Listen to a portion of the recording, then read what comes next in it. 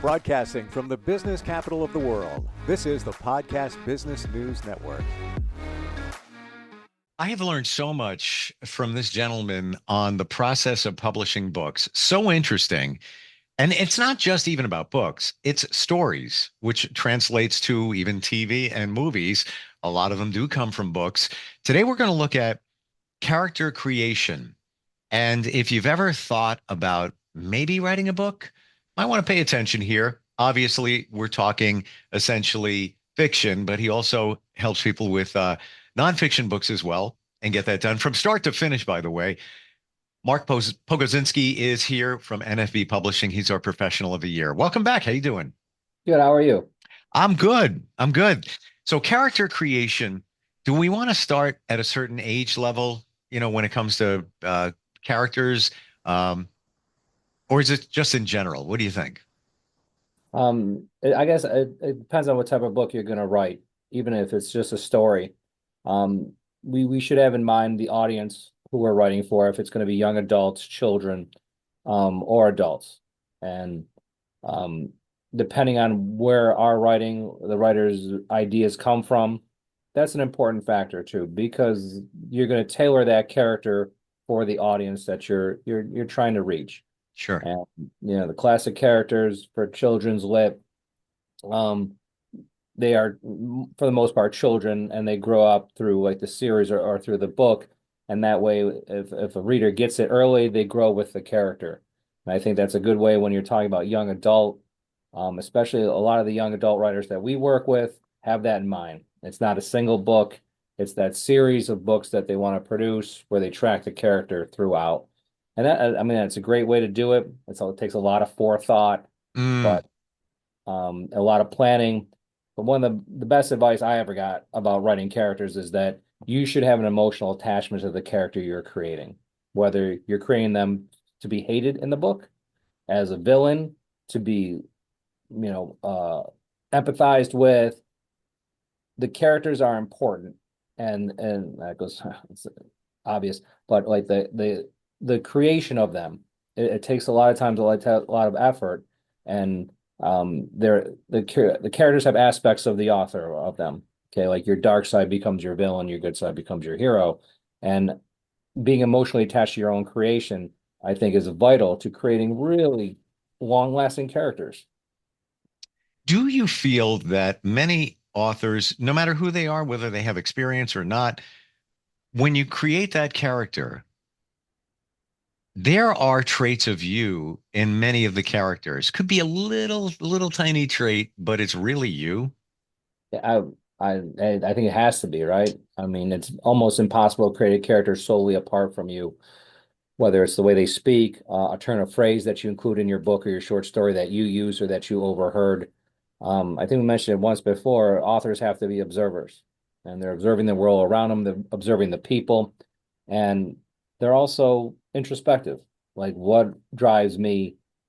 What are some of my, not positive thoughts? Could I use those? Could I translate that into a villain or someone who needs help in the story? I Mm. think all the characters, all the great writers have aspects of themselves in their characters. Okay, it might not be a lot, it might be a little, but there's something there that connects you to your creation. And again, I think that makes more vibrant character. I think it makes for a better book, and then it almost becomes easier to write because you know what that character is going to do because that's what you would do. Or in case of the villain, that's what I would never do, but I kind of want to do it. Mm. And now I'm going to be able to get away with it in my fiction. And I think you really get into it. And then again, writers is not a trance, but similar to a trance, like stay an hour and a half's gone by and you're like, I have all these pages, I've created this character. I might not use them in this book I'm writing right now, but this is something I'm gonna use this character again and again. So to recap what we're talking about at this very moment, do you feel that if you're going to create a character and a story, that you should really be thinking about other books? It's not just this is a one-off. That's a tough one. Um, I don't write in series. When I write when I write my novels, they are singular novels, and then when I'm done with it, if I like that character and the character survives that first book, then I might think about a sequel beyond that. Hmm. That's the way I do it. Other people think in terms of sequels, in terms of the entire plot line. Classic example is Harry Potter. Harry Potter goes through different grades. Each grade is a book that was planned out from the very beginning. Those ideas were there. This is what I can do with it. Characters are mentioned in the first book who don't pop up until the third book. Incredibly intricate planning. And again, some people can do it. Hmm. I like if a character survives or a character becomes interesting as I write, then I'm going to use that character again. It might not be a sequel, but I like that idea. Like the random character pops up in all your work, and those people who follow you, who enjoy your work, or are a fan, oh, they're like, okay, this character pops up again.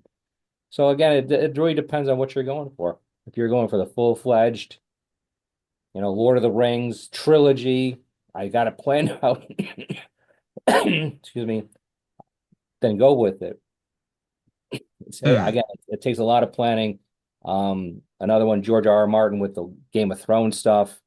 He had flow charts all over the place to try to track these characters, and he hired assistants to track his characters for him because he'd forget, like, what did I do with this character? Did I kill them off?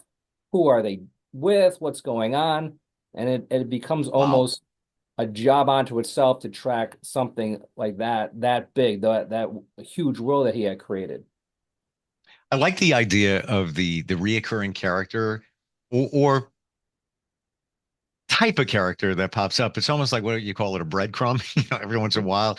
And maybe whatever it is becomes your signature, your writing signature style. Yeah. Hmm. We have an author who's doing mystery books, and they have a reoccurring character. Each book is onto itself; it's a different thing. There are little threads that connect them. The Meryl Connor mysteries, they're called, and she's a blogger who solves crimes. And again, some reoccurring characters, but totally different plot lines. And you see that. That's a classic way to go about it. Agatha Christie, James Bond, just to name a few characters who pop up again and again and again, but are individual stories. How do you prevent a story from getting boring or just played out? It's often been said, if you're doing a comedy bit or whatever it might be, know when it's done, know when it's over, know when to, always leave them wanting more. Yeah. How do you Like know a when to do stanza. it? Say Stanza. again? Always leave on a high note. Yes. Um, It's so funny you say that because salespeople, and I know one in particular, they will continue talking with you until there's a high point. All right, well, I'll see you tomorrow. And then they walk out. it's difficult, you create this thing, you have a finite ending, and we can go to like TV is the example. Um, you created this wonderful story. It's gone whatever, 2 seasons, and it's been success. And then someone comes to you with a dump truck full of money and says, "We need another season." And you've seen it on a couple of shows. You're like, "This season is dragging. There's no Yes. point. It's going round and round." And Uh-huh. maybe they didn't want to write that season, but again, you got paid a solid amount of money to do it, and you're like, well, I love my characters, but I really like money, Uh, so I'm gonna push through and try to come up with something. And you see that with writers from time to time, but then some writers will use ghostwriters.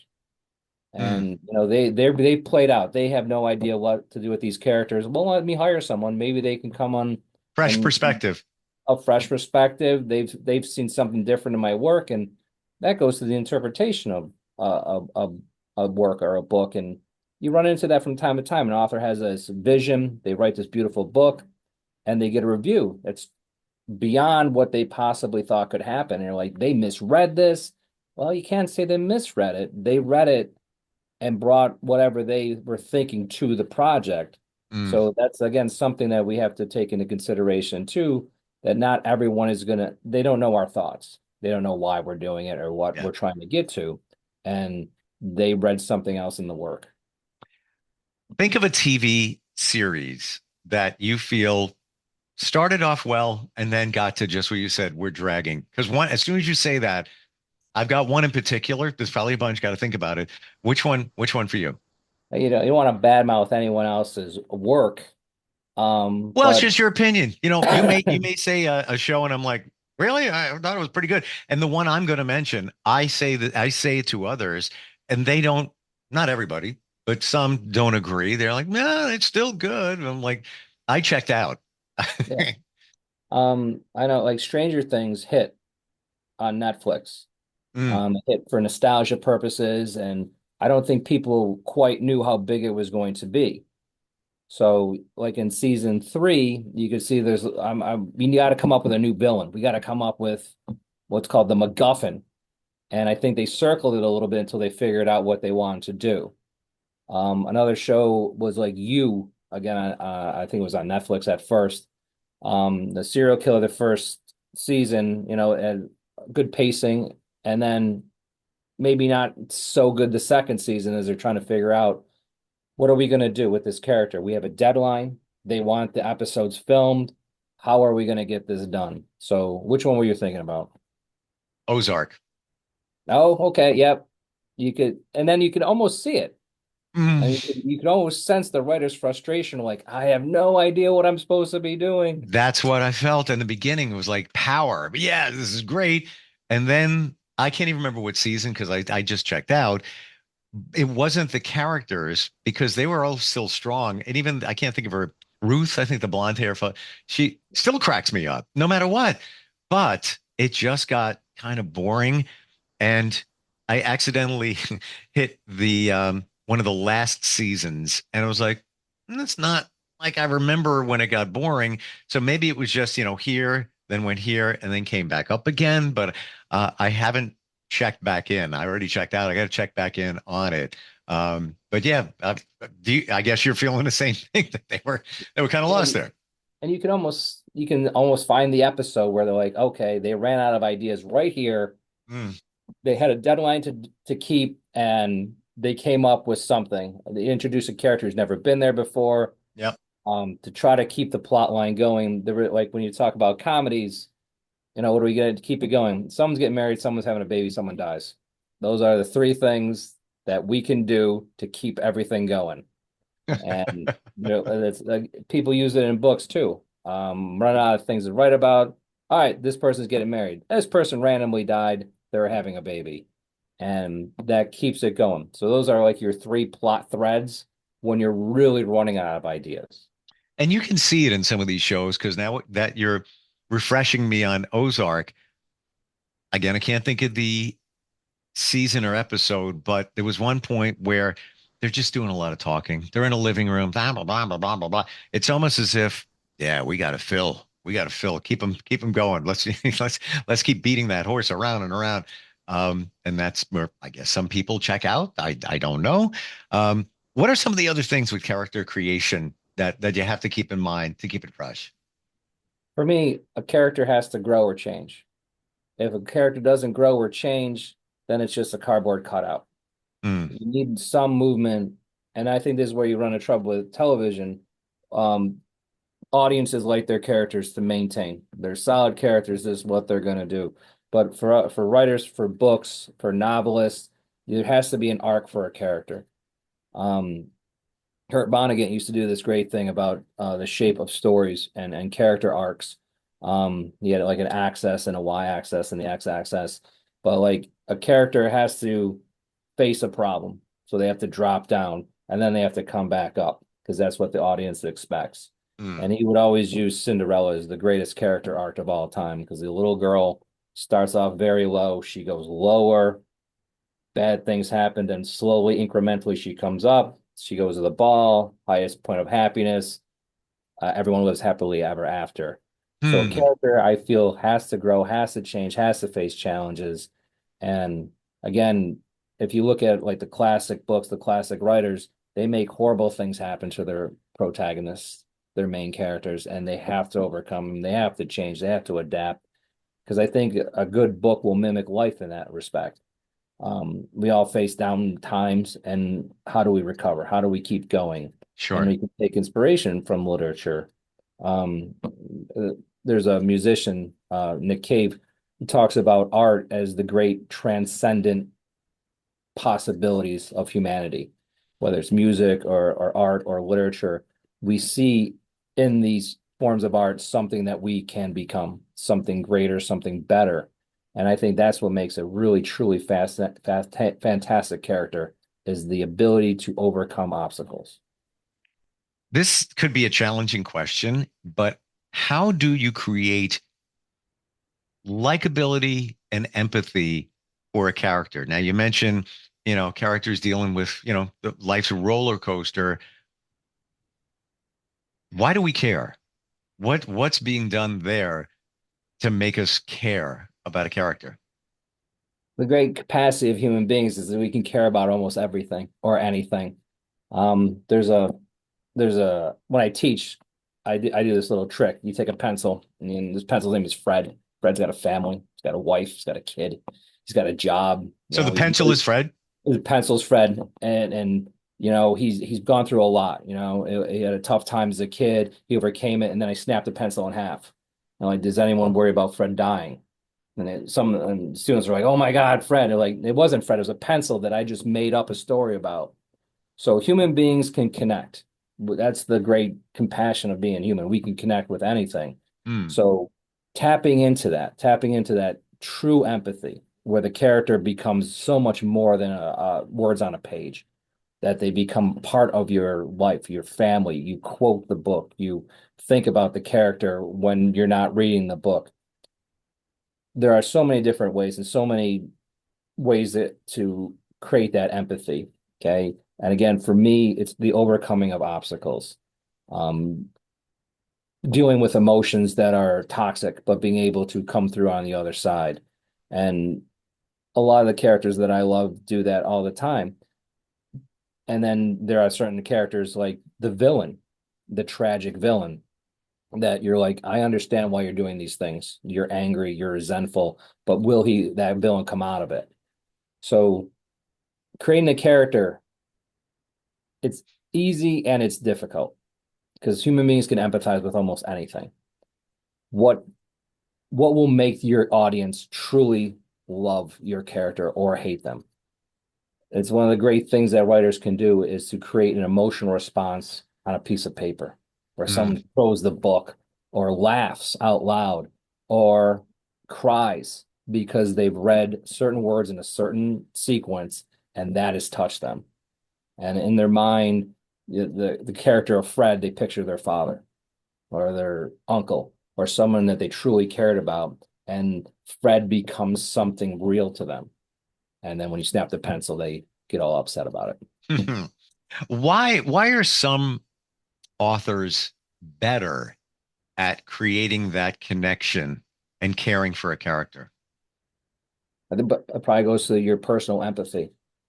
Okay. Artists, I think writers fit into this. We are over empathetic from time to time. We start caring about things that we have no control over, and we want to fix it and we want to help and we want to make sure that everyone is going to be okay. And then that feeds into our writing, our inability to control life's tragedies factors into how we write. Again, to quote someone smarter than myself, the what humanity is at its base is broken, and we're all trying to fix ourselves in one way or another, whether it's be through art, whether it's through relationships. We Sure. want to make ourselves whole, and that's, I think, what makes a good writer, understanding that and tapping into that and making that character striving to be whole, but always knowing in the back of our minds it's not possible. I never thought of the empathy aspect. Side note, I'm the one that says to other people, do you realize you're an empath? Do you know you're an empath? And I have a friend who's a nurse. Every third day, she has to take off because she just can't, deal with the pressures. She doesn't realize it. She's, I'm just drained. I'm just drained. I said, because you're an empath. So I wind up taking a strength assessment test. I'm on the board of the Girl Scouts. It was just an exercise. Here, take this test. It's the Clifford Strength Oh Assessment yeah. Test. 34 strengths it identifies. It's like a half hour rapid fire, on your phone, answer this question in this time. So I get the results back. Number one for me is communication. Okay. Yeah, I get it. Surprise for me. Number two, was empathy. So here I am calling out everybody. and and I'm the empath. I never realized that. I figured, all right, so, out of 34, maybe halfway, 15, something like that. But I never realized it. Would you say you're an empath? Well, you have to be an empath to realize other people are empaths because you're understanding what they're going through and you can almost put yourself in that situation. Your friend, you're exhausted because you care so much. And I know that because despite my maybe not knowing it, I care. Mark, I how care did I about not how did I not figure that out? Like I not figured that out. I don't know. But I get, grown man, there was a big storm wiped out a huge pond in our area like 2 months ago. It's just big. You take your family there for decades. Just wonderful. Just a great place to go. And there's big, fish this big, 50 years they've been growing, and they're just floundering in the mud. And I actually got sad. I'm like, my gosh, look at that. The wildlife and everything. The water's gone. It'll be years before they can fix it again. And a friend of mine's like, hey, you a tree hugger? What are you getting upset over that? I'm like, I can't understand how you could not. Um, but and then now that person will care about something else. right. Yeah. Like And like the price of gas or something like that. well, yeah, or like the strangers on the football team. Like they live Right. and die Yeah. with a team. And like we can't discount that because that's part a fundamental part of being human. And it goes to that idea. I'm just trying to make myself whole. I'm sad about the fish. I'm sad about, for me, the bills. And if everything works out, then I'll be fine. And I think that striving, that plateau that none of us can ever possibly get to, Mm. that's what makes for a good character, and that's what makes for a good story. Yeah. Yeah. Well, I'm seeing it now. I never even considered that. Uh, Writers, for the most part, have to be empathetic because they put that into their characters, and that's how we feel for the character because they get it. Now Like I get it. your friend who's a nurse, I've known writers who are physically exhausted after writing Uh, because they put so much into it. And I've seen this with other artists too. I have a friend who, the violinist, after a performance, she is exhausted because everything she had went into that piece of music written hundreds of years before she was born. But she connected to it, and then the audience connects with her emotions as she's doing it. yes. And again, that's what we're trying to get to when we write. We're trying to reach out through our pages to absolute strangers and make them cry, laugh, be angry, or whatever it may be. I'm a firm believer, um, and maybe this is a digression in energy, and I feel that anything we do, we put a certain amount of energy into it. And that's why some things are more popular than others. This artist is more popular than this one. This one stood the test of time than this one because it's the energy imprint, call it the empathy, whatever you want to call it, that they put into it. And then we receive it on our end. And that's why it makes a mark. Same thing with music. Why there's millions, bazillions of people that are very talented, but how come only a few of them become popular? And I'm talking outside of marketing and all of that. Why does it resonate? There's got to be something there that's going into it. I think it's the energy that you put into it, like your friend that plays violin. She puts a lot of energy into it. Why are people enjoying it? All right, they know the songs. They've been around for a long time. It's what she put into it. And I think it's the same thing with authors and writers. I think absolutely. And again, you're trying to connect with strangers Yeah. who you're never going to talk to, Yep. and you're trying to get them to read your work and to, take your characters that you've created and make them their own, and Yep. they become important, and then the book becomes important, and then the empathy and the caring it comes through. And I think a good writer can make that happen. And it doesn't happen all the time, but I think there are moments where it like a puncture, Yeah. and you push through and you make that connection. Yeah. Learned a lot today. Super cool talking with you, Mark. Like really, It's always a pleasure. really awesome. NFBpublishing.com. If you thought about going down that road, you've got some ideas, whatever it may be. Mark does it from literally start to finish, right down to helping you market the book. Awesome covers he does with his team and all of that. Start a conversation, nfbpublishing.com. Thanks for being here today. Really appreciate it. Thank you. Have a great day. You too. We'll be right back. Are you looking for even more of the podcasts and hosts that you love? The Podcast Business News Network is proud to announce that you now have even more ways to listen live. Check out the MyTuner Radio, online radio box, and Simple Radio apps on iOS and Android, or find us online. Search for Business News Network on mytuner-radio.com or search Podcast Business News Network on streama.com and onlineradiobox.com/US. Take your podcast on the go and don't miss a minute of the action.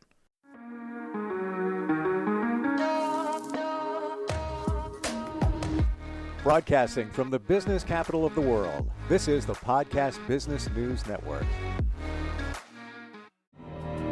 For nearly 2,000 severely injured veterans, everyday life has become filled with barriers. Day-to-day simple tasks can become pretty daunting. I have to carry my chair up 2 flights of steps or have somebody do it for me. What scares me the most is just the falling. When I'm struggling with my house, I think, to have that one great barrier just knocked down, it's crucial. Home for Our Troops is a wonderful nonprofit that builds a Mortgage-free, fully adaptive, handicap-accessible house. And there's no catch. It'll be our very first home that we've ever owned. This is a game changer. This is where your life begins again.